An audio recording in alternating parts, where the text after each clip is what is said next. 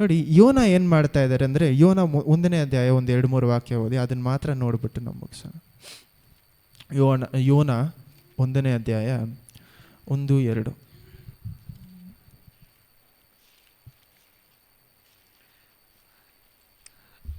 ಯೋನ 1ನೇ ಅಧ್ಯಾಯ ವಚನ 1-2. ಕರ್ತರು ಅಮಿತೆಯ ಮಗನಾದ ಯೋನನಿಗೆ, ನೀನೆದ್ದು ಆ ದೊಡ್ಡ ಪಟ್ಟಣವಾದ ನಿನವೆಗೆ ಹೋಗಿ ಗಟ್ಟಿಯಾಗಿ ಕೂಗುತ್ತಾ ಅದನ್ನು ಖಂಡಿಸು, ಅದರ ನಿವಾಸಗಳ ದುಷ್ಟತನವು ನನ್ನ ಸನ್ನಿಧಿಗೆ ಮುಟ್ಟಿದೆ ಎಂದು ಅಪ್ಪಣೆ ಮಾಡಿದನು.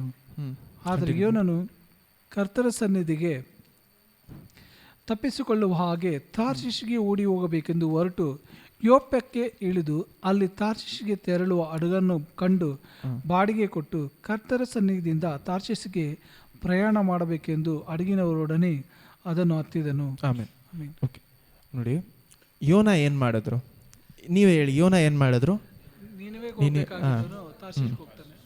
ಓಕೆ, ಆ ಜಾಗದಲ್ಲಿ ಅವ್ರು ಏನು ಮಾಡ್ತಾರೆ? ದೇವರಿಗೆ ವಿರೋಧವಾಗಿ ನಡ್ಕೊಂಡು. ಆದರೆ ನಾವೆಲ್ಲರೂ ಏನು ಮಾಡ್ತೀವಿ ನೋಡಿ, ಇನ್ನೊಂದು ಪಾಯಿಂಟ್ ಆ ಜಾಗದಲ್ಲಿ ನಾವೆಲ್ಲರೂ ಮಿಸ್ ಮಾಡ್ತೀವಿ. ನಾವೆಲ್ಲರೂ ಏನು ಹೇಳ್ತೀವಿ ಅಂದರೆ, ಯೋನ ಆ ಜಾಗದಲ್ಲಿ ಏನು ಮಾಡ್ತಾ ಇದ್ದಾರೆ? ದೇವರಿಗೆ ವಿರೋಧವಾಗಿ ಕೀಳ್ಪಡಿಯದೆ ನಡೀತಾ ಇದ್ದಾರೆ, ದೇವರಿಗೆ ವಿರೋಧವಾಗಿ ಮಾಡಿದ್ರು, ದೇವ್ರಿಗೆ ವಿರೋಧವಾಗಿ ಮಾಡಿದ್ರು ಅಂತ ಹೇಳ್ತೀವಿ. ಆದರೆ ಯೋನನ ನೀವು ಕಥೆಯನ್ನು ನೋಡಬೇಕಾದ್ರೆ, ಯೋನ ಏನು ಮಾಡ್ತಾ ಇಲ್ಲ, ದೇವರಿಗೆ ವಿರೋಧವಾಗಿ ಓಡೋದು ಅವರ ಚಿತ್ತ ಅಲ್ಲ. ಅವ್ರಿಗೇನಂದರೆ ಆ ಜಾಗದಲ್ಲಿ ದೇವರ ಸಮೂಹದಿಂದ, ದೇವರ ಪ್ರಸನ್ನತೆಯಿಂದ ದೂರ ಹೋಗ್ಬೇಕನ್ನೋದೇ ಯೋನನ ಆಸೆಯಾಗಿತ್ತು. ಯೋನಾಗೆ ಆಸೆ ಏನು? ದೇವ್ರಿಗೆ ವಿರೋಧವಾಗಿ ಹೋಗ್ಬೇಕನ್ನೋದಲ್ಲ. ಯೋನನ ಆಸೆ ದೇವರ ಪ್ರಸನ್ನತೆನೇ ಬಿಟ್ಟು ದೂರ ಹೋಗ್ಬೇಕು. ಇನ್ನೊಂದು ಸತಿ ಓದಿ ನೋಡಿ, 3ನೇ ವಾಕ್ಯ ನಿಮ್ಗೆ ಅರ್ಥ ಆಗುತ್ತೆ. ಆದರೆ ಯೋನನು ಕರ್ತರ ಸನ್ನಿಧಿಗೆ ತಪ್ಪಿಸಿಕೊಳ್ಳುವ ಹಾಗೆ, ಕರ್ತರ ಸನ್ನಿಧಿಗೆ ತಪ್ಪಿಸಿಕೊಳ್ಳುವ ಹಾಗೆ ಏನು ಮಾಡ್ತಾ ಇದ್ದಾರೆ ಅಂತೆ? ಅಲ್ಲೆಲೂಯಾ. ನೋಡಿ, ಯೋನಾಗಿ ನಾವೆಲ್ಲರೂ ಯಾವಾಗಲೂ ಏನು ಮಾಡ್ತೀವಿ? ಯಾವ ಪಾಯಿಂಟ್ ಇಟ್ಕೊಳ್ತೀವಿ? ಆಪೋಸಿಟ್ ಡೈರೆಕ್ಷನಲ್ಲಿ ಯೋನ ಓಡ್ದ, ಆಪೋಸಿಟ್ ಡೈರೆಕ್ಷನಲ್ಲಿ ಯೋನ ಓಡ್ದ, ಅದನ್ನು ಮಾತ್ರ ಅರ್ಥ ಮಾಡ್ಕೊಳ್ತೀವಿ. ಆದರೆ ಯೋನ ನಿಜವಾಗ್ಲೂ ಆ ಜಾಗದಲ್ಲಿ ಏನು ಮಾಡ್ತಾ ಇದ್ದಾರೆ? ದೇವರ ಸನ್ನಿಧಿಯಿಂದ, ದೇವರ ಪ್ರಸನ್ನತೆಯಿಂದ ದೂರ ಓಡ್ತಾ ಇದ್ದಾರೆ. ಅಲ್ಲೆಲೂಯಾ. ಎರಡಕ್ಕೂ ವ್ಯತ್ಯಾಸ ಇದೆ ನೋಡಿ. ಒಬ್ರಿಗೆ ದೇವರು, ಒಬ್ರಿಗೆ ವಿರೋಧವಾಗಿ ಓಡ್ತಾ ಇದ್ದಾರೆ ಅಂದರೆ ಅದಕ್ಕೆ ವ್ಯತ್ಯಾಸ ಬೇರೆ. ಯೋನಾಗೆ ದೇವ್ರು ವಿರೋಧವಾಗಿ ಹೋಗೋದು ಆಸೆ ಅಲ್ಲ, ದೇವ್ರ ಮೇಲೆ ಅವ್ರಿಗೇನು ಕೋಪ ಇಲ್ಲ. ಆ ಜಾಗದಲ್ಲಿ ಅವ್ರ ಕೋಪ ಏನು? ಏನಕ್ಕೋಸ್ಕರ ಯೋನ ಇದನ್ನು ಮಾಡ್ತಾ ಇದ್ದಾರೆ? ನಮ್ಮೆಲ್ರಿಗೂ ಗೊತ್ತು ಏನಕ್ಕೋಸ್ಕರ ಯೋನ ಇದನ್ನು ಮಾಡ್ತಾ ಇದ್ದಾರೆ. ಆ ಜನರಿಗೆ ಒಂದು ವೇಳೆ ದೇವ್ರು ಏನು ಮಾಡಿಬಿಡ್ತಾರೆ, ಅವ್ರು ಹತ್ತಿರ ತಕ್ಷಣ ಶ್ರಮಿಸ್ಬಿಡ್ತಾರೆ ಅನ್ನುವಂಥ ಕೋಪ ಇದ್ದಿದ್ದ ಕಾರಣದಿಂದ ಯೋನ ಏನು ಮಾಡ್ತಾ ಇದ್ದಾರೆ? ಆಪೋಸಿಟ್ ಡೈರೆಕ್ಷನ್ ನೋಡ್ತಾ ಇದ್ದಾರೆ ಅಂತ ನಾವು ತಿಳ್ಕೊಳ್ತೀವಿ. ಆದರೆ ಅವ್ರು ಆಪೋಸಿಟ್ ಡಿರೆಕ್ಷನಲ್ಲಿ ಮಾತ್ರ ಓಡ್ತಾ ಇಲ್ಲ, ದೇವರ ಸಮೂಹದಿಂದ, ದೇವರ ಪ್ರಸನ್ನತೆಯಿಂದ ದೂರ ಓಡ್ತಾ ಇದ್ದಾರೆ. ಅಲ್ಲೆಲೂಯಾ. ನೋಡಿ, ದೇವ್ರು ಹೇಳೋದನ್ನು ನಮಗೆ ಕೇಳಿಸ್ಕೊಳ್ಳೋಕೆ ಇಷ್ಟ ಇಲ್ಲ ಅಂದರೆ, ಅಥವಾ ದೇವ್ರು ನಮ್ಮ ಹತ್ರ ಮಾತಾಡ್ತಾ ಇರಬೇಕಾದ್ರೆ ನಮಗೆ ಕೇಳಿಸ್ಕೊಳ್ಳೋಕೆ ಇಷ್ಟ ಆಗಲ್ಲ ಅಂದರೆ ನಾವು ಏನು ಮಾಡ್ತೀವಿ? ಮೊದಲು ದೇವರ ವಾಕ್ಯದಿಂದ, ದೇವರ ಪ್ರಸನ್ನತೆ, ದೇವ್ರ ವಾಕ್ಯವನ್ನು ಓದೋದ್ರಿಂದ ಏನಾಗ್ಬಿಡ್ತೀವಿ? ಫಾರ್ ಎಕ್ಸಾಂಪಲ್, ನೀವೇನೋ ತಪ್ಪು ಮಾಡ್ತಾ ಇದ್ದೀರಾ, ನೀವು ತಪ್ಪು ಮಾಡ್ತಾ ಇರಬೇಕಾದ್ರೆ ದೇವರ ವಾಕ್ಯವನ್ನು ಓದಿ ನಾವೇನು ಮಾಡೋಕ್ಕಾಗಲ್ಲ. ದೇವ್ರು ನಿಮ್ಮನ್ನು ಕರೆಕ್ಟ್ ಮಾಡುವಾಗ ನಮಗೇನಾಗಲ್ಲ, ಕರೆಕ್ಟ್ ಮಾಡ್ಕೊಳ್ಳೋಕ್ಕೆ ಇಷ್ಟ. ಅದು ಮಾತ್ರ ಅಲ್ಲ, ದೇವರ ಸಮೂಹಕ್ಕೆ, ದೇವರ ಸಭೆಗೆ ಬರೋದಕ್ಕೂ ನಮಗೇನಾಗಲ್ಲ, ಎಷ್ಟೋ ಸತಿ ಇಷ್ಟ ಆಗಲ್ಲ. ಯಾಕೆ? ಕರೆಕ್ಟಾಗಿ ನನಗೆ ಎದುರಾಗಿ ವಾಕ್ಯ ಬರುತ್ತೆ, ಅದನ್ನು ಕೇಳಿದ ತಕ್ಷಣ ನನಗೇನಾಗುತ್ತೆ? ಕೋಪ. ಏನಕ್ಕೆ? ನಾನು ಮಾಡುವಂಥ ತಪ್ಪನ್ನು ನನಗೆ ತಿಳಿಸ್ತಾ ಇದ್ದಾರೆ. ಸೊ ಯೋನ ಏನು ಮಾಡ್ತಾ ಇದ್ದಾರೆ? ಫಸ್ಟ್ ಎಲ್ಲಿ ಸ್ಟಾಪ್ ಮಾಡ್ತಾ ಇದ್ದಾರೆ? ಯೋನ ತಕ್ಷಣ ಏನು ಮಾಡ್ತಾ ಇದ್ದಾರೆ? ಆ ದೇವರ ಪ್ರಸನ್ನತೆಯಿಂದ ದೂರ ಹೋಗ್ತಾ ಇದ್ದಾರೆ. ಹಲ್ಲೆಲೂಯಾ. ನೋಡಿ, ದೇವರ ಪ್ರಸನ್ನತೆಯಿಂದ ದೂರ ಓಡಿದ ಮನುಷ್ಯ ನೆಕ್ಸ್ಟ್ ಏನಾಗುತ್ತಂದರೆ, ನಮ್ಮೆಲ್ರಿಗೂ ಗೊತ್ತು, ಯೋನ ಆ ಒಂದು ಹಡಗಿನ ಕೆಳಗಡೆ ಹೋಗಿ ಏನು ಮಾಡ್ತಾ ಇರ್ತಾರೆ? ಮಲ್ಕೊಂಡಿರ್ತಾರೆ. ಅಂಥ ಸಮಯದಲ್ಲಿ ಏನಾಗುತ್ತೆ? ಫುಲ್ ಬಿರುಗಾಳಿ ಬರುತ್ತೆ. ಬಿರುಗಾಳಿ ಬಂದ ಮೇಲೆ ಆ ಜಾಗದಲ್ಲಿ ಎಲ್ಲರೂ ಏನು ಮಾಡ್ತಾರೆ? ಭಯಪಡ್ತಾ ಇರ್ತಾರೆ. ಏನಂತ? ಅವ್ರವ್ರ ದೇವರುಗಳಿಗೆ ಪ್ರಾರ್ಥಿಸ್ತಾರೆ. ಯಾರಿಂದ ಇದಾಯಿತು, ಯಾರಿಂದ ಇದಾಯಿತು ನೋಡಬೇಕಾದ್ರೆ ಯೋನಾಗೂ ಸಹ ಏನು ಮಾಡ್ತಾರೆ? ಶಿಪ್ನ ಕ್ಯಾಪ್ಟನ್ ಕರ್ಕೊಂಬರ್ತಾರೆ ಆಚೆ. ಕರ್ಕೊಂಬಂದ ಮೇಲೆ ಯೋನ ನೋಡಿ ಎಲ್ಲರೂ ಭಯಪಡ್ತಾ ಇದ್ದಾರೆ. ಯೋನ ಮಾತ್ರ ಏನು ಮಾಡ್ತಾ ಇಲ್ಲ? ಭಯಪಡ್ತಾ ಇಲ್ಲ, ಅಳ್ತಾ ಇಲ್ಲ, ಏನೂ ಇಲ್ಲ. ಯೋನಾಗೆ ಏನು ಹೇಳ್ತಾರೆ ನೋಡಿ, ಯೋನಾಗೆ ಗೊತ್ತು. ಆವಾಗಲೂ ಸಹ ಯೋನ ಏನು ಮಾಡಲ್ಲ? ಬಾಯಿ ಬಿಡಲ್ಲ. ನನ್ನಿಂದಾನೇ ಇದಾಗ್ತಾ ಇದೆ ಅಂತ ಬಾಯಿ ಬಿಡಲ್ಲ.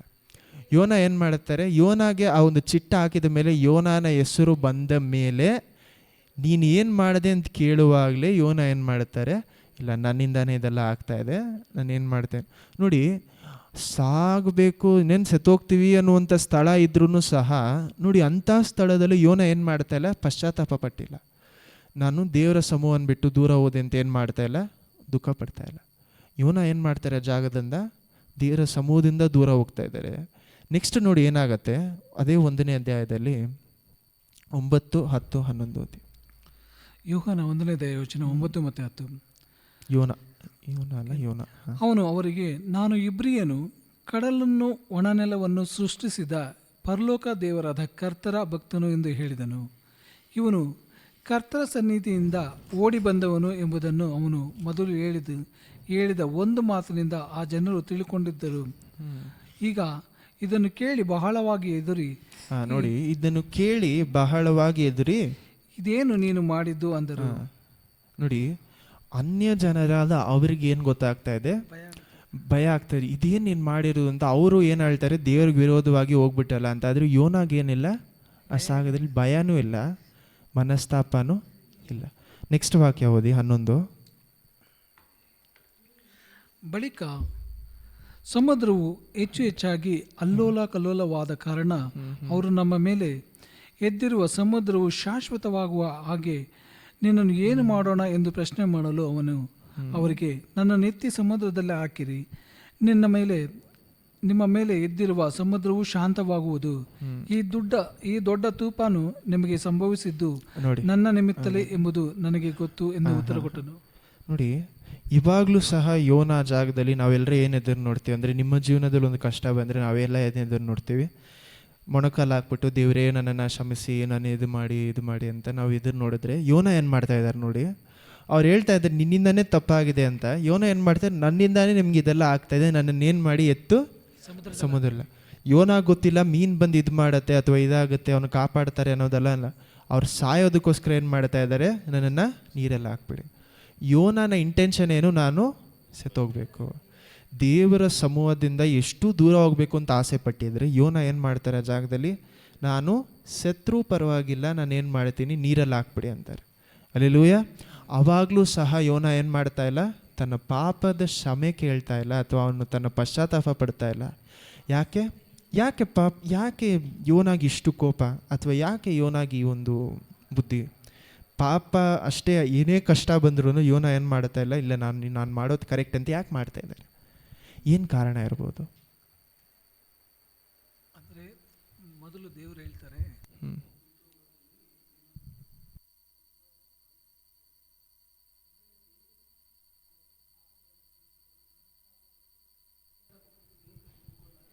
ಓಕೆ, ಇದು ರೀಸನ್ ಗೊತ್ತಾಯ್ತು ನಮ್ಗೇನಂತ. ಇವರು ಪಶ್ಚಾತ್ತಾಪ ಪಟ್ಟು ಒಂದು ವೇಳೆ ಸಾರಿ ಅಂತ ಹೇಳ್ಬಿಟ್ರೆ ದೇವ್ರು ಕ್ಷಮಿಸ್ಬಿಡ್ತಾರೆ ಅನ್ನುವಂಥ ವಿಷಯ ಇವ್ರಿಗೆ ಏನಾಗ್ತಾ ಇಲ್ಲ, ಯೋನಾಗೆ ಇಷ್ಟ ಆಗ್ತಾ ಇಲ್ಲ.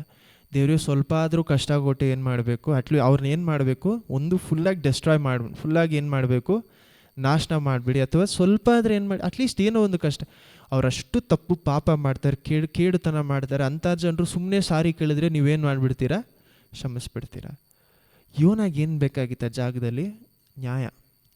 ಯೋನನ ಕಣ್ಗಳಿಗೆ ಏನು ಬೇಕಾಗಿತ್ತು? ದೇವರೇ ನೀವು ಏನು ಮಾಡ್ತಾಯಿಲ್ಲ, ನ್ಯಾಯವಾಗಿ ನಡ್ಕೊಳ್ತಾ ಇಲ್ಲ, ನೀವೇನು ಮಾಡ್ತಾಯಿದ್ದೀರಾ, ನ್ಯಾಯವಾಗಿ ನಡ್ಕೊಳ್ತಾ ಇಲ್ಲ ಅಂತ ಯೋನ. ಅವ್ರ ಕೋಪ ಏನು?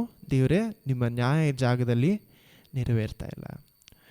ಅವ್ರ ಆ ಕೋಪವನ್ನು ಏನು ಮಾಡ್ತಾರೆ ಆ ಜಾಗದಲ್ಲಿ, ಆ ಜನರ ಮೇಲೆ ತೋರಿಸ್ತಾ, ಏನಂತ, ದೇವರೇ ನಿಮ್ಮ ಕೋಪ ಆ ಜನರ ಮೇಲೆ ಬರ್ತಾ ಇಲ್ಲ, ಅದರಿಂದ ನಾನು ಏನು ಮಾಡ್ತೀನಿ, ನೀವು ಹೇಳೋ ಜಾಗಕ್ಕೆ ನಾನು ಹೋಗೋದೇ ಇಲ್ಲ, ನಾನು ಏನು ಮಾಡಿ ನಿಮ್ಮ ಪ್ರಸನ್ನತೆಯನ್ನು ಬಿಟ್ಟು.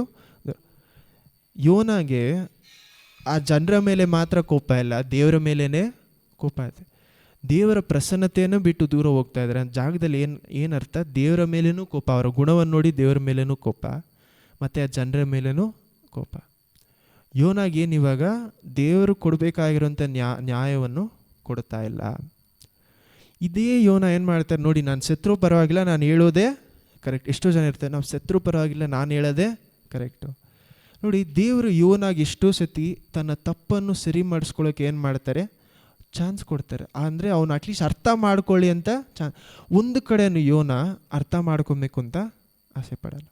ಅವನಿಗೆಲ್ಲ ಬೇಕಾಗಿರೋದೇನು, ಆ ಒಂದು ಜಾಗದಲ್ಲಿ ದೇವರ ನ್ಯಾಯ ನೆರವೇರಬೇಕು, ಅಥವಾ ನ್ಯಾಯ ನೆರವೇರಬೇಕು. ದೇವರ ನ್ಯಾಯನೋ ಇಲ್ವೋ, ನ್ಯಾಯ ನೆರವೇರಬೇಕು.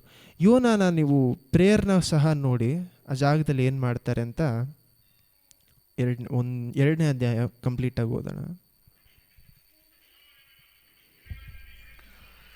ಯೋನ 2ನೇ ಅಧ್ಯಾಯ ವಚನ 1ರಿಂದ, ಯೋನನು ಆ ಮೀನಿನ ಹೊಟ್ಟೆಯೊಳಗೆ ಇದ್ದುಕೊಂಡು ತನ್ನ ದೇವರಾದ ಕರ್ತರಿಗೆ ಹೀಗೆ ಪ್ರಾರ್ಥನೆ ಮಾಡಿದನು. ಇಕ್ಕಟ್ಟಿನಲ್ಲಿ ನಾನು ಕರ್ತರಿಗೆ ಮೊರೆಯಿಟ್ಟೆನು, ಅವರು ನನಗೆ ಸದುತ್ತರವನ್ನು ದಯಪಾಲಿಸಿದರು. ಪಾತಾಳದ ಗರ್ಭದ ಒಳಗಿಂದ ಕೂಗಿಕೊಂಡೆನು, ಆಹಾ, ನನ್ನ ಧ್ವನಿಯನ್ನು ಲಾಲಿಸಿದೆ. ನನ್ನನ್ನು ಸಮುದ್ರದ ಉದಾರದಲ್ಲಿ ಅಗಾಧ ಸ್ಥಳದಲ್ಲಿ ಎಸೆದು ಬಿಟ್ಟಿಯಲ್ಲ. ಪ್ರವಾಹವು ನನ್ನನ್ನು ಸುತ್ತಿಕೊಂಡಿತು, ಲೆಕ್ಕವಿಲ್ಲದ ನಿನ್ನ ಅಲೆಗಳು ತೆರೆಗಳು ನನ್ನ ಮೇಲ್ಗಡೆ ಹಾದು ಹೋಗುತ್ತಿದ್ದವು. ನಿಮ್ಮ ಸಾನ್ನಿಧ್ಯದಿಂದಲೂ ಬಿಸಾಡಲ್ಪಟ್ಟಿದ್ದೇನೆ ಅಂದುಕೊಂಡೆನು. ಆದರೂ ನೀವು ಪರಿಶುದ್ಧ ಆಲಯವನ್ನು ಪುನಃ ದರ್ಶನ ಮಾಡುವೆನು. ನಿಮ್ಮ ಜಲರಾಶಿಯು ನನ್ನನ್ನು ಮುತ್ತಿ ನನ್ನ ಪ್ರಾಣಕ್ಕೆ ಬಂದಿತು. ಮಹಾಸಾಗರವು ನನ್ನನ್ನು ಆವರಿಸಿತು. ಪಾಚಿಯು ನನ್ನ ತಲೆಯನ್ನು ಸುತ್ತಿಕೊಂಡಿತು. ಪರ್ವತಗಳ ಬುಡದ ತನಕ ಇಳಿದೆನು. ಭೂಲೋಕದ ಅಗುಳಿಗಳು ಎಂದಿಗೂ ತೆಗೆಯದ ಹಾಗೆ ನನ್ನ ಹಿಂದೆ ಹಾಕಲ್ಪಟ್ಟವು. ನನ್ನ ದೇವರಾದ ಕರ್ತರೇ, ನೀವು ನನ್ನ ಪ್ರಾಣವನ್ನು ಅಧೋಲೋಕದಿಂದ ಉದ್ಧರಿಸಿದ್ದೀ. ನನ್ನ ಆತ್ಮವು ನನ್ನಲ್ಲಿ ಕುಂದಿ ಹೋದಾಗ ಕರ್ತರಾದ ನಿಮ್ಮನ್ನು ಸ್ಮರಿಸಿದೆನು. ನನ್ನ ಬಿನ್ನಹವು ನಿಮಗೆ ಮುಟ್ಟಿತು. ನಿಮ್ಮ ಪರಿಶುದ್ಧ ಆಲಯಕ್ಕೆ ಸೇರಿತು. ಸುಳ್ಳು ವಿಗ್ರಹಗಳನ್ನು ಅವಲಂಬಿಸಿದವರು ತಮ್ಮ ಕರುಣಾನಿಧಿಯನ್ನು ತೊರೆದು ಬಿಡುವರು. ನಾನಾದರೂ ಸ್ತೋತ್ರ ಧ್ವನಿಯಿಂದ ನಿಮಗೆ ಯಜ್ಞವನ್ನು ಅರ್ಪಿಸುವೆನು, ಮಾಡಿಕೊಂಡ ಅರಿಕೆಯನ್ನು ಸಲ್ಲಿಸುವೆನು. ರಕ್ಷಣೆಯು ಕರ್ತರಿಂದಲೇ ಉಂಟಾಗುವುದು. ಕರ್ತರು ಮೀನಿಗೆ ಅಪ್ಪಣೆ ಕೊಡಲು ಅದು ಯೋನನನ್ನು ಒಣನೆಲದಲ್ಲಿ ಕಾರಿಬಿಟ್ಟಿತು. ಆಮೇಲೆ ನೋಡಿ, ನಾವು ಬೈಬಲಲ್ಲಿ ಅಥವಾ ದೇವರ ವಾಕ್ಯದಲ್ಲಿ ನೋಡಬೇಕಾದ್ರೆ ಯಾವಾಗಲೂ ಯಾರ ಬಗ್ಗೆ ಎಲ್ಲ ಯೋಚನೆ ಮಾಡ್ತೀವಿ ಅಂದರೆ, ಆಬ್ರಾಮನು ದೇವರಿಗೆ ತುಂಬ ಹತ್ರ ಇದ್ದರು, ಮೋಸೆನೂ ಸಹ ಏನಾಗಿದ್ರು, ತುಂಬ ಹತ್ರ ಇದ್ದರು. ನಾವೆಲ್ಲರೂ ಅವ್ರ ಬಗ್ಗೆ ನೋಡ್ತೀವಿ. ಆದರೆ ಯೋನಾನ ನಾವು ಯಾವಾಗಲೂ ಏನು ಮಾಡಲ್ಲ, ದೇವ್ರಿಗೆ ತುಂಬ ಹತ್ರ ಇದ್ರು ಅಥವಾ ಅಂಥ ಒಂದು ಕ್ಯಾಟಗರಿಯಲ್ಲಿ ಏನು ಮಾಡಲ್ಲ, ಯೋನಾನ ಹಾಕಿ ನೋಡಲ್ಲ. ಆದರೆ ಯಾರಿಗೂ ಇಲ್ಲದೆ ಇರುವಂಥ ಧೈರ್ಯ ಪ್ರಾರ್ಥನೆಯಲ್ಲಿ ಯೋನಾಗಿತ್ತು. ಅಲ್ಲೆಲೂಯ. ಯಾರಿಗೂ ಇಲ್ಲದೆ ಇರುವಂಥ ಧೈರ್ಯ ಯೋನಾಗ ಮಾತ್ರ ಏನಿದೆ, ಆ ಜಾಗದಲ್ಲಿ ಆ ಒಂದು ಧೈರ್ಯ ಇದೆ. ಯಾಕೆ ಯೋನಾಗ ಧೈರ್ಯ ಇದೆ ಅಂದರೆ, ನೋಡಿ, ನಿಜವಾಗ್ಲೂ ಸ್ವಂತ ತಂದೆ ಹತ್ರ ಮಾತಾಡುವ ರೀತಿಯಲ್ಲಿ ಏನು ಮಾಡ್ತಾರೆ, ಅವರು ದೇವರ ಮೇಲೆ ಕೋಪ ಪಡ್ತಾ ಇದ್ದಾರೆ. ಬೈಬಲಲ್ಲಿ ದೇವರ ಮೇಲೇ ಕೋಪ ಪಟ್ಟಂಥ ಮನುಷ್ಯರು ಅಂತ ತುಂಬ ಜನ ಇಲ್ಲ. ಅಲ್ಲೆಲೂಯ.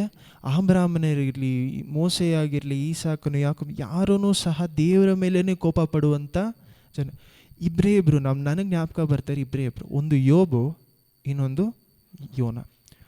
ಯೋಬು ನೀತಿವಂತನಾಗಿದ್ದ ಕಾರಣದಿಂದ ಅವನು ಏನು ಮಾಡ್ತಾ ಇದ್ದ, ಆ ಜಾಗದಲ್ಲಿ ತನ್ನ ತಪ್ಪೆಲ್ಲ ಏನು ಮಾಡ್ತಾನೆ.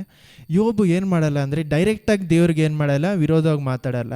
ಇಂಡೈರೆಕ್ಟಾಗಿ ಏನು ಮಾಡ್ತಾರೆ, ವಿರೋಧವಾಗಿ ಮಾತಾಡ್ತಾರೆ. ಯಾವ ರೀತಿ ಅಂದರೆ, ದೇವ್ರನ್ನ ಮಹಿಮೆ ಪಡಿಸುವ ರೀತಿಯಲ್ಲಿ ಮಹಿಮೆ ಪಡಿಸ್ಬಿಟ್ಟು ಆಮೇಲೆ ಏನು ಮಾಡ್ತಾರೆ, ನೀವು ಇದೆಲ್ಲ ಈ ಥರ ಮಾಡ್ತಾರೆ, ನಿಮಗೆ ವಿರೋಧವಾಗಿ ನಾನು ಏನು ಮಾಡೋಕ್ಕೆ ಆಗಲ್ಲ ಅಂತ ದೇವ್ರ ಮೇಲೆ ಕೊರತೆ ಹೇಳ್ತಾರೆ. ಯಾರು? ಯೋಬ್. ಆದರೆ ಯೋನ ಏನು ಮಾಡ್ತಾ ಇದ್ದಾರೆ ನೋಡಿ, ಡೈರೆಕ್ಟಾಗಿ ಏನು ಮಾಡ್ತಾ ಇದ್ದಾರೆ, ದೇವ್ರ ಮೇಲೆ ಇರುವಂಥ ಕೋಪವನ್ನು ತಿಳಿಸ್ತಾರೆ.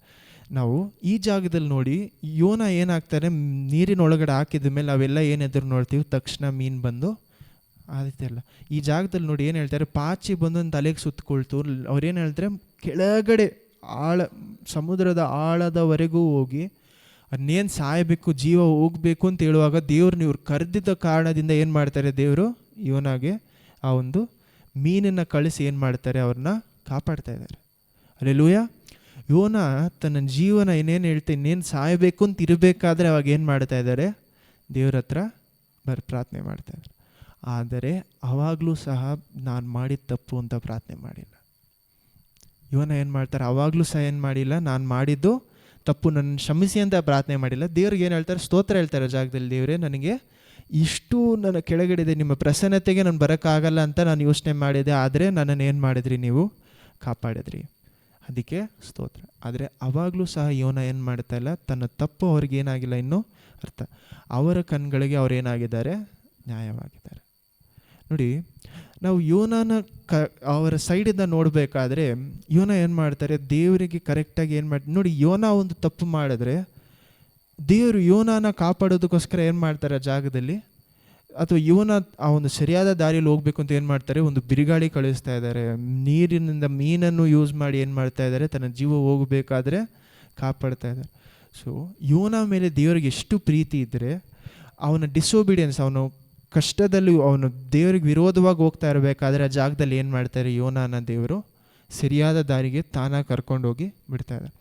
ನೋಡಿ, ನೀವು ದೇವರನ್ನು ಬಿಟ್ಟು ದೂರ, ಇವಾಗ ನಾವೆಲ್ಲರಿಗೂ ಒಂದು ಪ್ರಶ್ನೆ ಬರುತ್ತೆ, ದೇವರಿಗೆ ವಿರೋಧವಾಗಿ ಹೋಗುವಂಥ ಜನರನ್ನು ದೇವರು ಏನು ಮಾಡಿಬಿಡ್ತಾರೆ, ಏನು ಕೇಳಲ್ಲ. ಅಥವಾ ಅನ್ಯ ಜನರನ್ನು ದೇವರು ಏನು ದೇವರೇ ಇವ್ರು ಇಷ್ಟು ತಪ್ಪು ಮಾಡ್ತಾ ಇದ್ದಾರಲ್ಲ, ಇವ್ರಿಗೆ ನೀವೇನು ಕೇಳಲ್ವಾ, ಶಿಕ್ಷೆ ಕೊಡಲ್ವಾ? ಆದರೆ ನಾನು ಮಾತ್ರ ತಪ್ಪು ಮಾಡಿದ್ರೆ ನನ್ನ ಜೀವ ಹೋಗುವವರೆಗೂ ನನಗೆ ಇಷ್ಟು ಕಷ್ಟ ಕೊಡ್ತಾ ಇದ್ರಲ್ಲ, ಶಿಕ್ಷೆ ಕೊಡ್ತಾ ಇದ್ರಲ್ಲ, ನಾವು ಕೇಳ್ತೀವಿ. ನೋಡಿ, ದೇವರು ನಿಮ್ಮ ಜೀವನದಲ್ಲಿ ಬಿರುಗಾಳಿಗಳನ್ನು ತರುವಾಗ ಅದು ದೇವರು ನಿಮ್ಮ ಮೇಲೆ ತೋರಿಸ್ತಾ ಇರುವಂಥ ಕರುಣೆ. ಹಲ್ಲೆಲೂಯಾ. ಅನ್ಯ ಜನರು ತಮ್ಮ ಪಾಪದಲ್ಲಿ ಎಷ್ಟೇ ಹೋದರೂ ದೇವರು ಏನು ಮಾಡಲ್ಲ, ಅವ್ರ ಮೇಲೆ ಏನೂ ಮಾಡಲ್ಲ, ಕೋಪ ಮಾಡ್ಕೊಳ್ತಾ ಇಲ್ಲ. ಅಥವಾ ಅವರಿಗೆ ಬಿರುಗಾಳಿ ಬರ್ತಾಯಿಲ್ಲ, ಅವ್ರು ಎಷ್ಟು ಪಾಪದಲ್ಲಿರೋರು ಇನ್ನೂ ಏನಾಗ್ತಾ ಇದ್ದಾರೆ, ಪಾಪದಲ್ಲಿ ಹೋಗ್ತಾರೆ. ಕೆಟ್ಟದ್ದು ಮಾಡೋರು ಇನ್ನೂ ಕೆಟ್ಟದ್ದು ಮಾಡ್ತಾನೆ ಇದ್ದಾರೆ. ದೇವರು ಅವ್ರಿಗೇನು ಏನೋ ಆಪೋಸಿಟಾಗಿ ಮಾಡ್ತಾ ಇಲ್ಲ, ನಾವು ತಿಳ್ಕೊಳ್ತೇವೆ.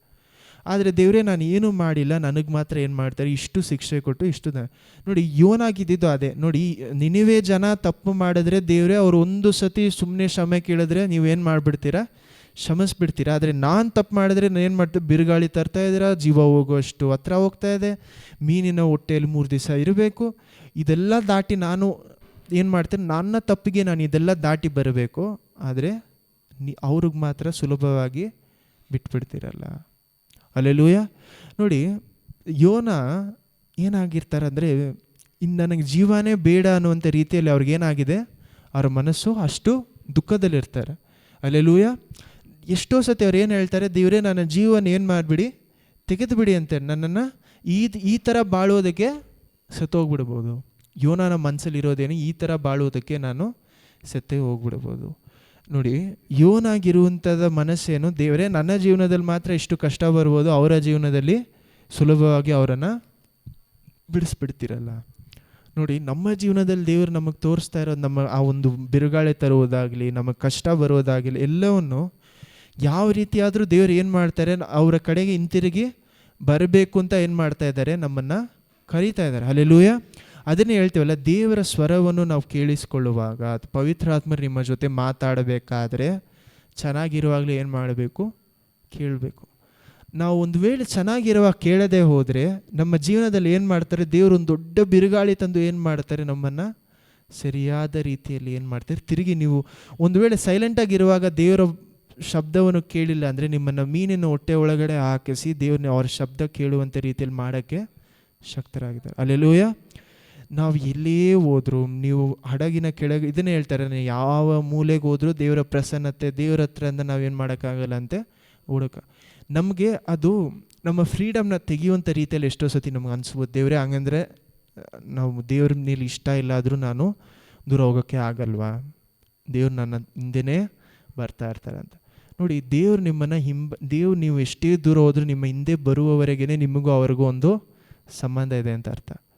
ಒಂದು ವೇಳೆ ದೇವ್ರು ನಿಮ್ಮ ಹಿಂದೆ ಅಥವಾ ನೀವು ದೂರ ಹೋಗುವಾಗ, ನೀವು ತಪ್ಪು ಮಾಡುವಾಗ ದೇವ್ರು ನಿಮ್ಮ ಹಿಂದೆ ಬರೋದನ್ನು ಬಿಟ್ಟುಬಿಟ್ರೆ, ಅಥವಾ ನಿಮ್ಮ ಜೊತೆಯಲ್ಲಿ ಏನೂ ಆಗ್ತಾ ಇಲ್ಲ, ದೇವ್ರಿಗೆ ವಿರೋಧವಾಗಿ ನೀವು ಮಾಡಿದ್ರು ನಿಮ್ಮ ಜೀವನದಲ್ಲಿ ಏನೂ ಪ್ರಾಬ್ಲಮ್ಮೇ ಬರ್ತಾ ಇಲ್ಲ ಅಂದರೆ ದೇವ್ರು ನಿಮ್ಮನ್ನು ಮರ್ತೋಗಿದ್ದಾರೆ ಅಂತ ಅರ್ಥ. ಹಲ್ಲೆಲೂಯಾ.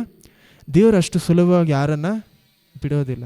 ಒಂದು ರಕ್ಷಣೆ ಹೊಂದಿದರೆ ಕೊನೆಯವರೆಗೂ ದೇವ್ರು ಏನು ಮಾಡ್ತಾರೆ, ರಕ್ಷಣೆ ಶುರು ಮಾಡಿದವರು ಅದನ್ನು ಕೊನೆಯವರೆಗೂ ನಡೆಸ್ತಾರೆ. ಅಥವಾ ನಿಮಗೆ ರಕ್ಷಣೆನೇ ಆಗಿಲ್ಲ, ಎರಡಲ್ಲೇ ಒಂದು. ರಕ್ಷಣೆ ಆಗಿದೆಯಾ ಇಲ್ಲ ಅಂತ ನಮಗೆ ಗೊತ್ತಾಗಲ್ಲ, ದೇವ್ರಿಗೂ ನಿಮಗೆ ಮಾತ್ರ ಗೊತ್ತು. ಹಲ್ಲೆಲೂಯಾ. ನೋಡಿ, ಯೂದಾಸ್ ಇಸ್ಕರಿಯೋತ ಜೀವನದಲ್ಲಿ ಯಾವುದೇ ಕಷ್ಟ ಬರಲ್ಲ. ಅವನಿಗೆ ಬೇಕಾದಂಥ ಆ ಸಮಯದಲ್ಲಿ ಏನಾಗ್ತದೆ, ಕಾಸು ಸಿಗ್ತಾಯಿದೆ, ಬೇಕಾದಂಥ ವಿಷಯದಲ್ಲಿ ಎಲ್ಲ ಅವನಿಗೆ ಕರೆಕ್ಟಾಗಿ ಸಿಗ್ತಾ ಇದೆ. ಆದರೆ ಕೊನೆಯಲ್ಲಿ ಏನಾಗ್ತಾನೆ, ಅವ್ನು ರಕ್ಷಣೆ ಹೊಂದ್ಕೊಂಡಿಲ್ಲದ ಕಾರಣ ಅವನೇನಾಗ್ತಾನೆ, ಸತ್ತೋಗ್ತಾನೆ ಆ ಜಾಗದಲ್ಲಿ. ಆದರೆ ಪೇತ್ರನೂ ಸಹ ಅದೇ ರೀತಿಯಾದ ತಪ್ಪು ಮಾಡುತ್ತಾರೆ. ಆದರೆ ಪೇತ್ರನ ರಕ್ಷಣೆ ಹೊಂದಿಕೊಂಡಿದ್ದ ಕಾರಣದಿಂದ ಆ ಜಾಗದಲ್ಲಿ ಏನಾಗ್ತಾ ಇದ್ರೆ, ಕಷ್ಟಗಳು ಬರುವಾಗ ದೇವರು ಹೆಂಗೂ ಒಂದು ರೀತಿ ಇಲ್ಲ ಒಂದು ರೀತಿ ಏನು ಮಾಡ್ತಾರೆ, ಬಿರುಗಾಳಿ ಏನಾದರೂ ಕಳಿಸಿ ಅವನ್ನ ತಿರುಗಿ ಕರ್ಕೊಂಬರ್ತಾಯಿದ್ರು. ಹಲ್ಲೆಲೂಯಾ. ಒಬ್ಬರನ್ನ ತರಬೇಕಂದ್ರೆ ದೇವರು ಬಿರುಗಾಳಿನೂ ಕಳಿಸ್ತಾರೆ, ಅಥವಾ ಮಾಡಿದ ಮಿರಾಕಲ್ನೇ ಇನ್ನೊಂದು ಸತಿ ಏನು ಮಾಡ್ತಾರೆ, ಆ ಜಾಗದಲ್ಲಿ ಮಾಡ್ತಾ ಇದ್ದಾರೆ. ಯಾವ ರೀತಿಯಾದರೂ ಅವರನ್ನು ಏನು ಮಾಡ್ತಾರೆ, ದೇವರು ಹಿಂತಿರುಗಿ ತರ್ತಾರೆ. ಹಲ್ಲೆಲೂಯಾ.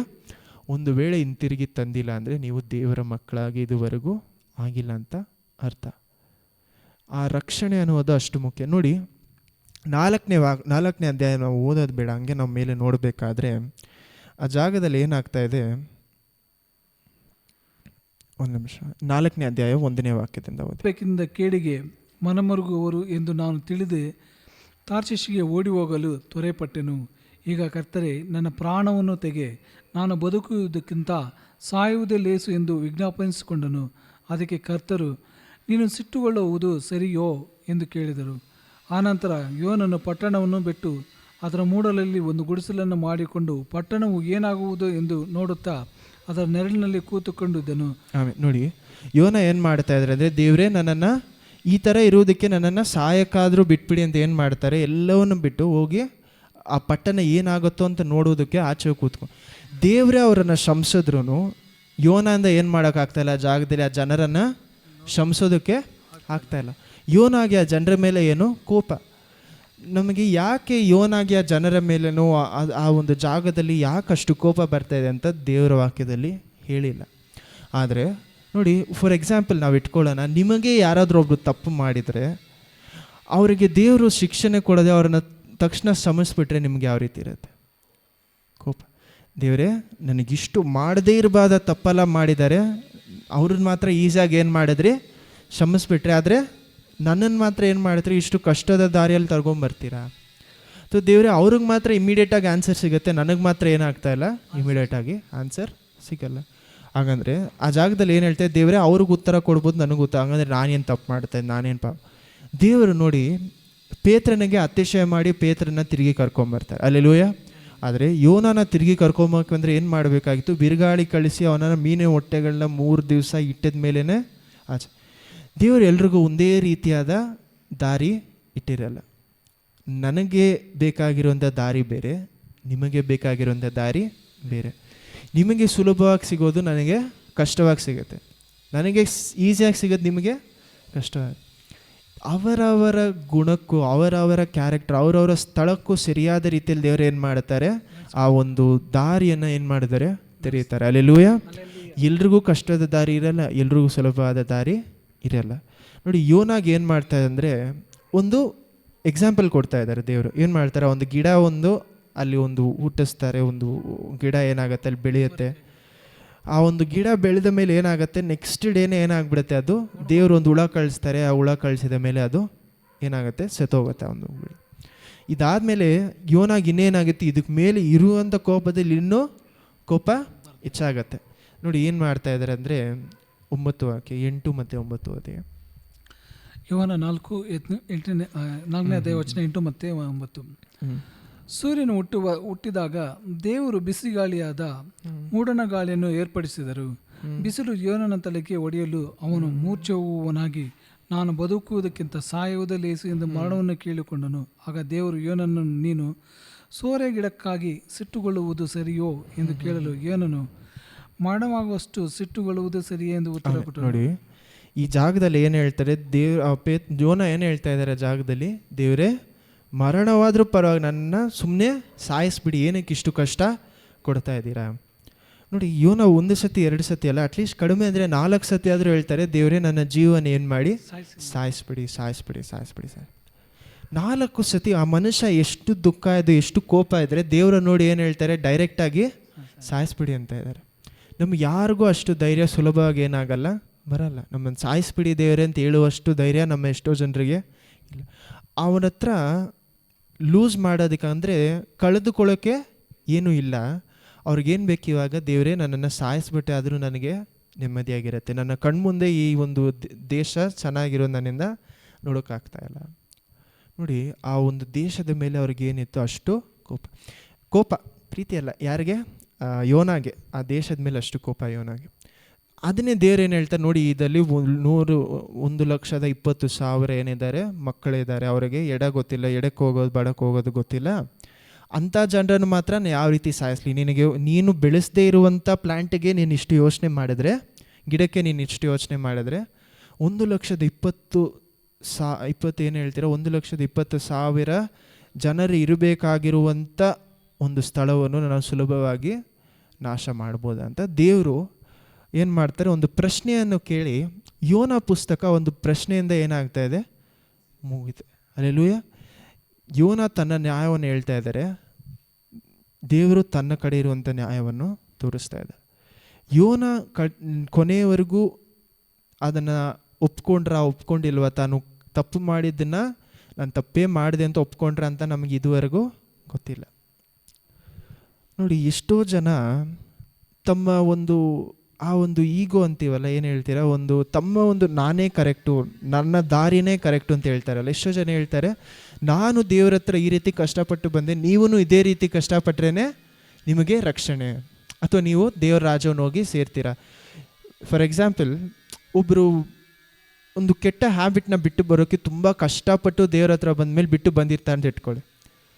ಆದರೆ ಒಬ್ಬರು ದೇವ್ರ ಹತ್ರ ಬಂದಿದ ತಕ್ಷಣ ಹ್ಯಾಬಿಟ್ ಹೋಗ್ಬಿಟ್ರೆ ಅವ್ರನ್ನ ನೋಡಿ ನಮಗೇನಾಗುತ್ತೆ, ನಾನು ಇಷ್ಟು ಕಷ್ಟಪಟ್ಟು ಬಂದೆ, ನನಗಿನ್ನೂ ಬಿಡುಗಡೆ ಸಿಕ್ಕಿಲ್ಲ. ಅವ್ರಿಗೆ ಮಾತ್ರ ಏನಾಯಿತು, ಇಮಿಡಿಯೇಟಾಗೆ ಒಂದು ಸುಖ ಕೊಟ್ಬಿಟ್ರಲ್ಲ, ತಕ್ಷಣ ಏನು ಮಾಡಿದ್ರಿ, ರಿಮೂವ್ ಮಾಡಿಬಿಟ್ರಲ್ಲ. ಅಂದರೆ ನಮಗೇನಾಗುತ್ತೆ, ಕೋಪ ದೇವ್ರ ಮೇಲೆ. ಹಂಗಂದರೆ ನನಗೆ ಮಾತ್ರ ಈ ಕಷ್ಟ, ಅವ್ರಿಗೆ ಮಾತ್ರ ಇಲ್ಲ. ನಾವು ಯಾವಾಗಲೂ ಏನು ಎದುರು ನೋಡ್ತೀವಿ ಅಂದರೆ, ದೇವರೇ ಅವರ ಜೀವನದಲ್ಲಿ ಈ ರೀತಿ ಮಾಡಿದ್ರಲ್ಲ, ನನ್ನ ಜೀವನದಲ್ಲೂ ಅದನ್ನೇ ಮಾಡಿ. ಅಥವಾ ದೇವರೇ ಆ ಸ್ಥಳದಲ್ಲಿ ಇವಾಗ ನನ್ನ ಜೀವನದಲ್ಲಿ ಇಷ್ಟು ಕಷ್ಟಪಟ್ಟೆ ಬಂದೆ, ನಾನು ಕೈ ಕಾಲು ಮುರ್ಕೊಂಡೆ, ನಾನು ಈ ಥರ ಬಂದೆ, ಆ ಥರ ಬಂದೆ, ಅಥವಾ ನಾನು ಈ ಸ್ಥಳದಿಂದಾನೇ ಆಚೆ ಬಂದೆ ಅಂದರೆ, ಸುಲಭವಾಗಿ ಒಬ್ಬರನ್ನ ದೇವರ ಆ ಸ್ಥಳದಲ್ಲಿಟ್ಟರೆ ನಮಗೇನಾಗಲ್ಲ, ಇಷ್ಟ ಆಗಲ್ಲ. ನಾನು ಈ ರೀತಿ ಈ ಕೆಳಗಡೆ ಅವ್ರ ಕೆಳಗಡೆ ಇದನ್ನು ಮಾಡಿ ನಾನು ಇಲ್ಲಿ ಬಂದೆ, ನೀನು ಮಾತ್ರ ಸುಲಭವಾಗಿ ಬಂದುಬಿಡ್ಬೋದಾ? ಯೋನಾಗೂ ಇರೋದು ಅದೇ ಪ್ರಾಬ್ಲಮ್ಮೇ. ಏನು ಹೇಳ್ತಾರೆ, ನಾನು ಈ ಕಷ್ಟದಲ್ಲಿ ಬರಬೇಕಾದ್ರೆ ಈ ಜನರು ಸುಮ್ಮನೆ 3 ದಿವಸ ಏನು ಮಾಡಿದ್ರು, ಫಾಸ್ಟಿಂಗ್ ಮಾಡಿದ್ರು, ಮಾಡಿದ ತಕ್ಷಣ ದೇವ್ರು ಏನು ಮಾಡಿದ್ರು, ಕ್ಷಮಿಸ್ಬಿಟ್ರು. ಹಂಗಂದರೆ ನನಗೂ ಅವ್ರಿಗೆ ಏನು ಮಾಡ್ತಾ ಇದ್ದೀರಾ, ಪಾರ್ಶಾಲಿಟಿ ತೋರಿಸ್ತಾ ಇದ್ದೀರಾ ಅಂತಾನೆ ಅವ್ರ ನ್ಯಾಯ ಅದನ್ನೇ ಕೇಳ್ತಾ ಇದ್ದಾರೆ. ನನಗೆ ಮಾತ್ರ ಈ ರೀತಿ, ಅವ್ರಿಗೆ ಮಾತ್ರ ಈ ರೀತಿನ. ನೋಡಿ, ರಕ್ಷಣೆ ಅನ್ನೋದು ಎಲ್ರಿಗೂ ಒಂದೇ ರೀತಿಯಾದ ಅನುಭವ ಇರಲ್ಲ. ನಾವು ಏನಕ್ಕೋಸ್ಕರ ಬೇರೆಯವ್ರ ಹತ್ರ ದೇವರ ವಾಕ್ಯವನ್ನು ಕೇಳಬೇಕು, ಅಥವಾ ಅನೇಕ ಜನರ ಪಾಯಿಂಟ್ ಆಫ್ ವ್ಯೂ ಇಂದ ಕೇಳಬೇಕಂದ್ರೆ, ಒಬ್ಬರ ಹತ್ರದಿಂದ ಮಾತ್ರ ನೀವು ದೇವ್ರ ವಾಕ್ಯ ಕೇಳಿದ್ರೆ ಅವರ ಜೀವನದಲ್ಲಿ ನಡೆದಿದ್ದು ಮಾತ್ರ ಏನಾಗುತ್ತೆ ನಿಮಗೆ ಗೊತ್ತಾಗುತ್ತೆ. ಎಲ್ರಿಗೂ ಒಂದೇ ಥರ ಒಂದೇ ಕಣ್ಣೋಟದಿಂದ ವಾಕ್ಯವನ್ನು ನೋಡಲ್ಲ. ನಾನು ಇವತ್ತು ನೋಡ್ತಾ ಇರೋದನ್ನು ನೀವು ಬೇರೆ ರೀತಿ ಓದಬೇಕಾದ್ರೆ ನಿಮ್ಮ ಕಣ್ಣೋಟ ಬೇರೆ ರೀತಿ ಇರುತ್ತೆ. ಇದನ್ನೇ ನಾವು ದೇವ್ರ ವಾಕ್ಯವನ್ನು ಹಂಚಬೇಕಂತೀವಲ್ಲ, ನಾನು ಮಾತ್ರ ಹೇಳೋದಲ್ಲ, ನೀವು ದೇವರ ವಾಕ್ಯ ಅನ್ನೋದು ಏನು ಮಾಡಬೇಕು, ನಿಮ್ಮ ಕಣ್ಣೋಟದಲ್ಲಿ ಏನು ಕಂಡಿಡಿದ್ರಿ, ಅಥವಾ ನೀವೇನು ಅರ್ಥ ಮಾಡ್ಕೊಂಡ್ರಿ. ನಾನು ಮಾತ್ರ ಹೇಳ್ತಾ ಇದ್ರೆ ನನ್ನ ಜೀವನದಲ್ಲಿ ಇರುವ ಅನುಭವ ಮಾತ್ರ ಏನಾಗುತ್ತೆ, ಆ ಜಾಗಕ್ಕೆ ಟ್ರಾನ್ಸ್ಲೇಟ್ ಆಗುತ್ತೆ. ಸೊ ನಿಮ್ಮ ಜೀವನದಲ್ಲಿ ನೀವು ಮಾಡ್ತಾ ಇರೋದು, ನೀವು ಓದೋದು ನಾವೇನು ಮಾಡೋಕ್ಕಾಗಲ್ಲ, ಅರ್ಥ ಆಗಲ್ಲ. ಇದಕ್ಕೇ ಒಬ್ಬರು ಏನು ಮಾಡಬಾರ್ದು, ಯಾವಾಗಲೂ ದೇವರ ವಾಕ್ಯವನ್ನು ಹೇಳ್ತಾ ಇರಬಾರ್ದು. ಒಂದೇ ಸಭೆಯಲ್ಲಿ ಅನೇಕರು ದೇವರ ವಾಕ್ಯವನ್ನು ಹಂಚಿಕೊಳ್ಳುವಾಗ ಅದನ್ನೇ ಹೇಳ್ತೀವಲ್ಲ, ನಾವು ಹಂಚ್ಕೊಳ್ಳೋದಂದರೆ ಶೇರ್ ಮಾಡೋದು. ನಾನು ಮಾತ್ರ ಶೇರ್ ಮಾಡ್ತಾ ಇದ್ರೆ ನಿಮ್ಮ ಕಡೆಯಿಂದ ನೀವು ಅರ್ಥ ಮಾಡ್ಕೊಳ್ಳೋದೇನಾಗಲ್ಲ, ನಮಗೆ ತಿಳಿಯಲ್ಲ. ಯಾವಾಗಲೂ ಯಾವ ಸಭೆಯಲ್ಲಿ ಯಾವಾಗಲೂ ಒಬ್ಬರೇ ಮಾತಾಡ್ತಾ ಇರ್ತಾರೆ, ಒಬ್ಬರೇ ಮಾಡಿ ಎಲ್ಲ ಒಬ್ಬರೇ ಮಾಡ್ತಾ ಇದ್ರೆ ಆ ಜಾಗದಲ್ಲಿ ಏನಾಗುತ್ತೆ, ಒಬ್ಬರ ಕಷ್ಟ ಮಾತ್ರ ಅರ್ಥ ಆಗುತ್ತೆ. ಒಂದು ಸೈಡಿಂದ ನೀವೇನು ಅನುಭವಿಸ್ತಿರೋ ದೇವರ ಜೊತೆ ಅಷ್ಟು ಮಾತ್ರ ಏನಾಗುತ್ತೆ, ಅರ್ಥ ಆಗುತ್ತೆ. ಆ ಕಾಲದಲ್ಲೂ ಸಹ ಸಭೆಯಲ್ಲಿ ಒಬ್ಬರು ಮಾತಾಡ್ತಾ ಇರಬೇಕಾದ್ರೆ ಇನ್ನೊಬ್ಬರು ಅದು ಬೇರೆ. ಆದರೆ ಒಬ್ಬರು ಮಾತ್ರ ದೇವರ ವಾಕ್ಯನ ಹಂಚ್ತಾ ಇರಲಿಲ್ಲ, ಅನೇಕ ಜನರು ಏನು ಮಾಡ್ತಾಯಿದ್ರು, ಹಂಚ್ತಾ ಇದ್ರು. ಏನಕ್ಕೆ ಅದಷ್ಟು ಮುಖ್ಯ ಅಂದರೆ, 1-2-3 ಕಡೆಯಿಂದ ನಾವು ಅದನ್ನು ನೋಡಿದ್ರೇ ನಮಗೇನು ಅರ್ಥ ಆಗುತ್ತೆ, ಒಂದೇ ವಾಕ್ಯನೇ. ಆದರೆ ನೋಡಿ, ಅವ್ರಿಗೆ ಬೇರೆ ರೀತಿ ಅರ್ಥ ಆಗಿದೆ, ನಮಗೆ ಎರಡೂ ಅದೇ ಪವಿತ್ರ ಆತ್ಮನೇ, ಆದರೆ ಅವರ ಜೀವನದಲ್ಲಿ ಇರುವಂಥ ಅನುಭವ ಬೇರೆ ಬೇರೆ. ಹಲ್ಲೆಲೂಯಾ. ಆ ಅನುಭವನೇ ಮುಖ್ಯ. ಹಲ್ಲೆಲೂಯಾ. ನಾವು ಅರ್ಥ ಮಾಡ್ಕೊಬೇಕಂದ್ರೆ ಬರೀ ಅದನ್ನೇ ಹೇಳ್ತೀವಲ್ಲ, ನಾನು ಯಾವ ರಕ್ಷಣೆಯನ್ನು ಯಾವ ವಾಕ್ಯವನ್ನು ಓದಿ ನನಗೇನು ಅರ್ಥ ಆಯಿತೋ ಅದೇ ಕರೆಕ್ಟು, ಅದೇ ತಪ್ಪು ನಾವು ಹೇಳೋಕ್ಕೆ ಆಗಲ್ಲ. ಎಲ್ಲರಿದ್ದು ನಿಂತ್ಕೊಳ್ಳೋಣ. ನೋಡಿ, ಆರಂಭದಲ್ಲಿ ನಾವೇನು ನೋಡಿದ್ವಿ, ಪೇತ್ರನನ್ನು ದೇವರು ಯಾವ ರೀತಿ ಹಿಂತಿರುಗಿ ಕರ್ಕೊಂಬಂದ್ರಿ. 2 ಸತಿ ಏನು ಮಾಡ್ತಾರೆ, ಒಂದೇ ಒಂದು ಅತಿಶಯವನ್ನು ಮಾಡಿ, ಒಂದು ಅತಿಶಯವನ್ನು 2 ಸತಿ ಮಾಡಿ ಏನು ಮಾಡ್ತಾರೆ, ಪೇತ್ರನನ್ನು ಹಿಂತಿರುಗಿ ಬರ್ತಾರೆ. ಪೇತ್ರನ ಕೆಪಾಸಿಟಿ ಏನು ಮಾಡ್ತಾರೆ ಜಾಗದಲ್ಲಿ ಹೆಚ್ಚು ಮಾಡಿ. ಆದರೆ ಯೋನಾನ ಕಥೆಯಲ್ಲಿ ನಾವೇನು ನೋಡ್ತಾ ಇದ್ದೀವಿ, ಯೋನಾಗೆ ದೇವ್ರು ಏನು ಮಾಡ್ತಾ ಇದ್ದಾರೆ ಜಾಗದಲ್ಲಿ, ಅವನಿಗೆ ಸರಿಯಾದ ಪಾಠವನ್ನು ಕಷ್ಟದ ಮೂಲಕನೂ ಆದರೆ ನಿನಿವೆ ಜನರಿಗೆ ಸುಲಭವಾಗಿ ಕಲಿಸ್ತಾ ಇದ್ದಾರೆ. ನೋಡಿ, ಅದೇ ಡಿಸೈಪಲ್ಸಲ್ಲಿ, ಶಿಷ್ಯರಲ್ಲಿ ಯೋಹಾನ ಆ ರೀತಿ ಮಾಡಿದ ನಾವು ನೋಡಿಲ್ಲ. ಯೋಹಾನ ಇರಲಿ ಅಥವಾ ಜೇಮ್ಸ್ ಇರಲಿ, ಇವರೆಲ್ಲ ಏನು ಮಾಡಿಲ್ಲ, ದೇವರ ವಿರೋಧವಾಗಿ ಹೋಗಿ ಬಂದು ಆ ರೀತಿ ಮಾಡಿಲ್ಲ. ಆದರೆ ಯಾರಿಗೆ ದೇವರು ಹೆಚ್ಚಾದ ಒಂದು ಪೊಸಿಷನ್ ಕೊಡ್ತಾ ಇದ್ದಾರೆ ಜಾಗದಲ್ಲಿ, ಪೇತ್ರನಿಗೆ. ಯಾರಿಗೆ ದೇವರು ಹೆಚ್ಚಾಗಿ ಕಷ್ಟಗಳ ಮೂಲಕ ಹಿಂತಿರುಗಿ ಆಚೆ ತರ್ತಾರೋ ಅವ್ರಿಗೆ ಕೊಡುವಂಥ ಪೊಸಿಷನ್ ಏನಾಗಿರುತ್ತೆ, ದೇವರು ಇನ್ನೂ ಹೆಚ್ಚಾಗಿ ಮೇಲಕ್ಕೆ ಕೊಡ್ತಾರೆ. ಹಲ್ಲೆಲೂಯಾ. ನಾನು ಜೇಮ್ಸ್ಗೂ ಯೋಹಾನನಿಗೂ ಕಡಿಮೆ ಅಂತ ಹೇಳ್ತಾ ಇಲ್ಲ. ನೋಡಿ, ಅವರಿಬ್ಬರೇ ಏನು ಮಾಡ್ತಾರೆ, ದೇವ್ರ ಹತ್ರ ಹೋಗಿ, ದೇವರೇ ನಿಮ್ಮ ಒಂದು ಸಿಂಹಾಸನದಲ್ಲಿ ಕುಳಿತ್ಕೊಬೇಕಾದ್ರೆ ಯಾರನ್ನು ನೀವು ಹತ್ರ ಕೂಡಿಸ್ಕೊತೀರಿ ಅಂತ ಕೇಳೋದವ್ರೆ, ಜೇಮ್ಸು ಮತ್ತು ಯೋಹಾನ. ಆದರೆ ನಾವು ಬೇರೆ ಬೇರೆ ನಾವು ಏನು ಹೇಳ್ತಾ ಇದ್ದಂದರೆ, ದೇವರು ನಿಮ್ಮನ್ನು ಈ ಜೀವನದಲ್ಲಿ ಯಾವ ಸ್ಥಳದಲ್ಲಿ ಇಡ್ತಾರೆ ಅನ್ನೋದು ನಿಮ್ಮ ಕಷ್ಟಗಳನ್ನು ನೋಡಿನೇ ನಮ್ಗೆ ಅರ್ಥ ಆಗುತ್ತೆ. ಅಲ್ಲೆಲೂಯ. ಕಷ್ಟನೇ ಪಡದೇ ಇರೋರಿಗೆ ದೇವರು ಹೆಚ್ಚಾಗಿ ಕೇಳಲ್ಲ. ಯಾರಿಗೆ ದೇವ್ರು ಹೆಚ್ಚಾಗಿ ಕೊಡ್ತಾರೋ ಅವ್ರ ಹತ್ರ ಹೆಚ್ಚಾಗಿ ಕೇಳ್ತಾರಂತೆ. ಅಲ್ಲೆಲೂಯ. ನಿಮ್ಮ ಜೀವನದಲ್ಲಿ ನಿಮಗೆ ಏನಕ್ಕೋಸ್ಕರ ಆಸೆ ಕೊಡಿ. ನೋಡಿ, ದೇವರು ನಿಮಗೆ ಇವತ್ತು ಏನು ಹೇಳ್ತಾರೆ ಅಂದರೆ, ಐಶಾಯ 54ನೇ ಅಧ್ಯಾಯ ನೋಡಿ, ಮೊದಲು 1, 2, 3 ಓದಿದ್ವಲ್ಲ, ಜಾಗದಲ್ಲಿ ಏನು ನೋಡ್ತಾರೆ, ನಿಮಗೆ ಆಶೀರ್ವಾದ ಕೊಡುವುದಕ್ಕೆ ಮೊದಲು ದೇವರು ಏನು ಹೇಳ್ತಾರೆ, ನಿಮ್ಮ ಗೂಡಾರಗಳನ್ನು ವಿಸ್ತಾರ ಮಾಡಿ. ಗೂಡಾರಗಳನ್ನು ಮಾತ್ರ ವಿಸ್ತಾರ ಮಾಡುವುದಲ್ಲ, ನಿಮ್ಮ ಕೆಪಾಸಿಟಿನೂ ಸಹ ಏನಾಗಿರ್ಬೇಕು, ಅಷ್ಟೊತ್ತಿಗೆ ಇನ್ಕ್ರೀಸ್ ಆಗಿರ್ಬೇಕು. ಅಲ್ಲೆಲೂಯ. ಮೊದಲು ದೇವರು, ಇದು ಲಾಸ್ಟ್ ಸ್ಟೆಪ್, ಗೂಡಾರ ವಿಸ್ತಾರ ಮಾಡುವುದು ಕೊನೆಯ ಸ್ಟೆಪ್. ಆ ನೆಟ್ಟು ಬಲ ಆಗೋದು ಲಾಸ್ಟ್ ಸ್ಟೆಪ್. ಅಲ್ಲೆಲೂಯ. ಬಲೆ ಅನ್ನೋದು ಬಲ ಆಗೋದು ಲಾಸ್ಟ್ ಸ್ಟೆಪ್. ಆದರೆ ಮೊದಲು ಏನು ಮಾಡಬೇಕು, ಆ ಬಲೆ ಏನಾಗಿರಬೇಕು, ಮೊದಲನೇ ಸತಿನೂ ಹಾಕಿರಬೇಕು, 2ನೇ ಸತಿ, 3ನೇ ಸತಿ, ಎಷ್ಟು ಸತಿ ಹಾಕಿದ್ರೆ ಏನು ಮಾಡಬೇಕು, ತಿರುಗಿ ಹಾಕ್ತಾರೆ. ವಿಶ್ವಾಸದಲ್ಲಿ ದೇವರು ಹೆಜ್ಜೆ ಎತ್ತಿಡು ಅಂತ ಹೇಳಬೇಕಾದ್ರೆ ನಮ್ಗೇನು ಅರ್ಥ ಆಗುತ್ತೆ, ಇವಾಗ ದೇವರು ಏನು ಮಾಡ್ತಾರೆ, ವಿಶ್ವಾಸದಲ್ಲಿ ಒಂದು ಹೆಜ್ಜೆ ಎತ್ತಿಡು ಅಂತ. ಆದರೆ ಆ ವಿಶ್ವಾಸದ ಒಂದು ಸ್ಟೆಪ್ ಬರುವವರೆಗೂ ನಿಮ್ಮಲ್ಲಿ ಏನಾಗಿರುತ್ತೆ, ನಿಮ್ಮ ಹತ್ರ ಇರುವಂಥ ಬಲ ಎಲ್ಲ ಏನಾಗ್ಬಿಟ್ಟಿರುತ್ತೆ, ನಿಮ್ಮ ಕೆಪಾಸಿಟಿ ಏನು ಮಾಡ್ತಾರೆ, ದೇವರು ಜಾಸ್ತಿ ಮಾಡಿರ್ತಾರೆ. ಅಲ್ಲೆಲೂಯ. ಪ್ರಾರ್ಥಿಸೋಣ. ದೇವರೇ, ನಿಮಗೆ ಸ್ತೋತ್ರ ಸ್ತೋತ್ರ ಸ್ತೋತ್ರ. ನಿಮ್ಮ ವಾಕ್ಯವನ್ನು ನಾವು ಓದಬೇಕಾದ್ರೆ ನಾವು ತಿಳಿದುಕೊಳ್ಳುವುದು 3 ಜಾಗಗಳಿಂದ ನಾವು ವಾಕ್ಯವನ್ನು ಓದುತ್ತೇವೆ. ದೇವರೇ, ನಮ್ಮ ವಿಶ್ವಾಸವನ್ನು ಹೆಚ್ಚು ಮಾಡಿ, ನಮ್ಮ ವಿಶ್ವಾಸದಲ್ಲಿ ಒಂದು ಹೆಜ್ಜೆ ಎತ್ತಿಡು ಅಂತ ಹೇಳಬೇಕಾದ್ರೆ ಅದನ್ನು ಹೆಚ್ಚು ಮಾಡಿ, ನಮ್ಮ ಕೆಪಾಸಿಟಿ ತಡ್ಕೊಳ್ಳುವಂಥ ಶಕ್ತಿಯನ್ನು ಹೆಚ್ಚು ಮಾಡಿ. ಹೌದಪ್ಪ, ಸ್ತೋತ್ರ. ಅದೇ ರೀತಿಯಲ್ಲಿ ನಾವು ಬಲೆ ಹಾಕುವಾಗ ಆ ಬಲೆಯಲ್ಲಿ ಬರುವಂಥ ಮೀನುಗಳನ್ನ ಹಿಡಿಯುವಷ್ಟು ನಮಗೆ ಬಲವನ್ನು ಕೊಡಿಯಪ್ಪ. ಹೌದಪ್ಪ, ನಿಮ್ಮ ಬಲ ಇಲ್ಲದೆ ಮಾಡುವಂಥ ಯಾವುದೇ ವಿಷಯ ನಿರಂತರವಾಗಿ ಇಡುವುದಕ್ಕೆ ಸಾಧ್ಯ ಇಲ್ಲ. ನಿಮ್ಮ ಬಲದಲ್ಲಿ ಎಲ್ಲವನ್ನು ಮಾಡೋಕ್ಕೆ ಸಹಾಯ ಮಾಡಿ. ಅದೇ ರೀತಿ ಯೋನ ನಿಮ್ಮ ಜೊತೆ ಇರುವಂಥ ಒಂದು ಸಂಬಂಧ ಯಾವ ರೀತಿ ಇತ್ತು, ಆ ಒಂದು ರೀತಿಯಲ್ಲಿ ನಿಮ್ಮ ಹತ್ರ ಡೈರೆಕ್ಟಾಗಿ ನಮ್ಮ ಮನಸ್ಸಲ್ಲಿ ಇರುವುದನ್ನು ಮಾತನಾಡೋದಕ್ಕೆ ಸಹಾಯ ಮಾಡಿ. ಹೌದಪ್ಪ, ನಾವು ಸರಿಯಾದ ದಾರಿಯಲ್ಲಿ ನಡೆಯೋದಕ್ಕೆ ಸಹಾಯ ಮಾಡಿ. ನಿಮ್ಮ ಪ್ರಸನ್ನತೆಯನ್ನು ಬಿಟ್ಟು ಯೋನನ ರೀತಿಯಲ್ಲಿ ಓಡದೇ ಇರುವಂತೆ, ಹೌದಪ್ಪ, ಯೋನನ ರೀತಿಯಲ್ಲಿ ಸರಿಯಾದ ದಾರಿಯಲ್ಲಿ ನಡೆಯೋಕ್ಕೆ ಸಹಾಯ ಮಾಡಿ. ನಮ್ಮ ಜೀವನದಲ್ಲಿ ನೀವು ಕಷ್ಟಗಳನ್ನು ತರುವಾಗ, ಹೌದಪ್ಪ, ಕಷ್ಟಗಳನ್ನು ಆ ಮೂಲಕ ನಾವು ಅಟ್ಲೀಸ್ಟ್ ಅವಾಗಾದರೂ ದೇವರನ್ನು ತಿಳ್ಕೊಳ್ಳೋಕೆ ಸಹಾಯ ಮಾಡಿ. ಕಷ್ಟಗಳು ಬರೋದಕ್ಕೆ ಮೊದಲಾದರೂ ನಾವು ದೇವರನ್ನು, ಅವರ ಸ್ವರವನ್ನು ಕೇಳಿ ನಾವು ಅವ್ರ ಸದುತ್ತರ ಕೊಡೋಕ್ಕೆ ಸಹಾಯ ಮಾಡಿ. ಹಿಂದೆಂದು ಮಾದೇವರು ಆಶೆ ನಮ್ಮ ಜೀವನದಲ್ಲಿ ಏನೆಲ್ಲ ನಡಿಬೇಕು ಅಂತ ಇದೆ ನಿಮ್ಮ ಚಿತ್ತದ ಹಾಗೆ ನಡೆಸಿ. ಹೌದಪ್ಪ, ತಂದೆಯಾದ ದೇವರ ಪ್ರೀತಿಯು, ಯೇಸು ಕ್ರಿಸ್ತುವಿನ ಕೃಪೆಯು, ಪವಿತ್ರಾತ್ಮರ ಅನ್ಯದಾಯಕತೆ ನಮ್ಮೆಲ್ಲರ ಜೊತೆಯನ್ನು, ಹೌದಪ್ಪ, ನಮ್ಮೆಲ್ಲರ ಪ್ರಾರ್ಥನೆಗಳನ್ನು ಕೇಳಿ, ಹೌದಪ್ಪ, ನಿಮ್ಮ ಕೃಪೆ ಸಿಂಹಾಸನ ಮುಂದೆ ನಮ್ಮೆಲ್ಲರ ಪ್ರಾರ್ಥನೆಯನ್ನು ಕೇಳಿ ಸರಿಯಾದ ಸಮಯದಲ್ಲಿ ಸದುತ್ತರ ಕೊಟ್ಟಿದ್ದಕ್ಕಾಗಿ ಸ್ತೋತ್ರ. ನೀವು ಹೇಳುವಾಗ ಆ ಸಮಯದಲ್ಲಿ ಕರೆಕ್ಟಾಗಿ ನಮ್ಮ ಗೂಡಾರ ನಾವು ವಿಸ್ತಾರ ಮಾಡಿ, ನೀವು ಮಾಡುವಂಥ ಆಶೀರ್ವಾದಕ್ಕೆ ನಾವು ತಯಾರು ಮಾಡ್ಕೊಳ್ಳೋಕ್ಕೆ ಸಹಾಯ ಮಾಡಿ. ಹೌದಪ್ಪ, ನಮ್ಮ ಜೀವನದಲ್ಲಿ ಆಶೀರ್ವಾದ ಕೊಡೋಕ್ಕೆ ಮುಂಚೆ ನೀವು ನಮ್ಮನ್ನು ತಯಾರು ಮಾಡಬೇಕು ಅಂತ ಆಸೆ ಪಡ್ತೀರ. ಪೇತ್ರನ ಸಾಗದಲ್ಲಿ ಯೂಸ್ ಮಾಡೋದಕ್ಕೆ ಮುಂಚೆ ಅವ್ರನ್ನ ತಯಾರು ಮಾಡ್ತಾರೆ. ಅದೇ ರೀತಿ ನಮ್ಮನ್ನು ನೀವು ಇವಾಗ ತಯಾರು ಮಾಡಿದ ಮೇಲೆ ನೀವೊಂದು ಸ್ಟೆಪ್ಪನ್ನು ತೊಗೊಳ್ಬೇಕು ಅಂತ ಹೇಳುವಾಗ ಆ ಜಾಗದಲ್ಲಿ ಸ್ಟೆಪ್ ತೊಗೊಳಕ್ಕೆ ಬಲ ಕೊಡಿ. ಇಂದು ಒಂದು ಮಾದಿರುವಂಥ ದೇವರ ಆಶೀರ್ವದಿಸಿ. ಎಲ್ಲೋ ನಿಮ್ಮ ಹತ್ರ ಸಮರ್ಪಿಸ್ತಾ ಇದ್ದೀನಿ, ನೀವು ಜೊತೆ ಇದು ನಡೆಸ್ಕೊಡಿ. ಬರುವಂಥ ವಾರವೆಲ್ಲ ನಿಮ್ಮ ಪ್ರಸನ್ನತೆ ನಮ್ಮನ್ನು ನಡೆಸಲಿ. ಎಲ್ಲವನ್ನೇ ಯೇಸು ಕ್ರಿಸ್ತ ನಾಮದಲ್ಲಿ ಬೇಡಿ ದೇವ ತಂದೆಯೇ.